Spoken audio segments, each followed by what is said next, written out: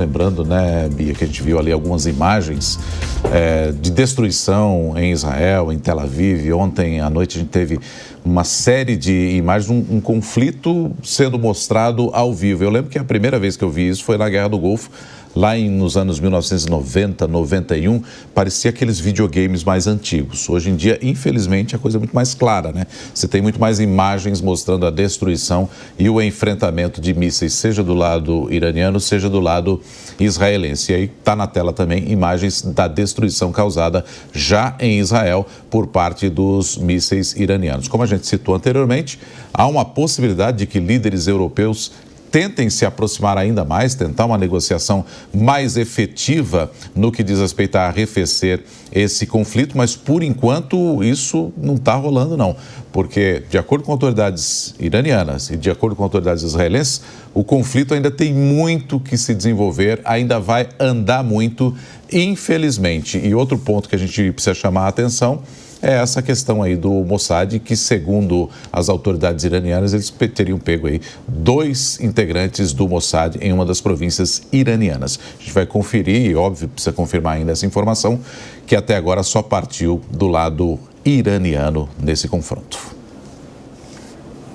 O professor Marcos Vinícius de Freitas comenta um pouco com a gente sobre o assunto agora. E, professor, pode falar, inclusive, dessa relação que a gente estava comentando também agora há pouco sobre o Brasil, né? O posicionamento do Brasil, as críticas de parlamentares e também, claro, essa decisão do presidente Lula nos próximos dias de sancionar ou não ali um dia de celebração de amizade entre Brasil e Israel.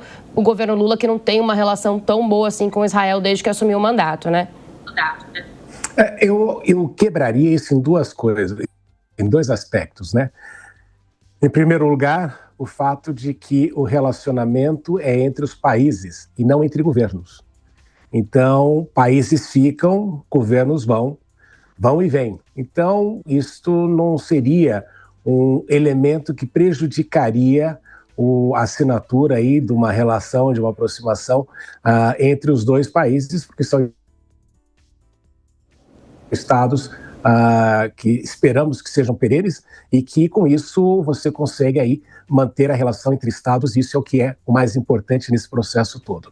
E a segunda coisa é que, em razão do direito internacional, o Brasil, como membro das Nações Unidas, não pode e não deve, em princípio, apoiar uma guerra preventiva nesse processo todo, porque isso representaria uma grande desordem no sistema internacional. Se toda vez que algum país disser que pode vir a ser ameaçado por alguma ideia, alguma probabilidade de ser atacado, nós vamos criar aí uma situação muito instável, que foi exatamente o que a gente viu quando o presidente George Bush alegou a mesma situação com relação ao Iraque e fez aquele estrago no Iraque, criou ali, sob o argumento de que iria fazer uma nova ordem no Iraque, de que o povo seria liberto e de que tudo melhoraria depois, criou ali uma instabilidade enorme para o país que não conseguiu se recuperar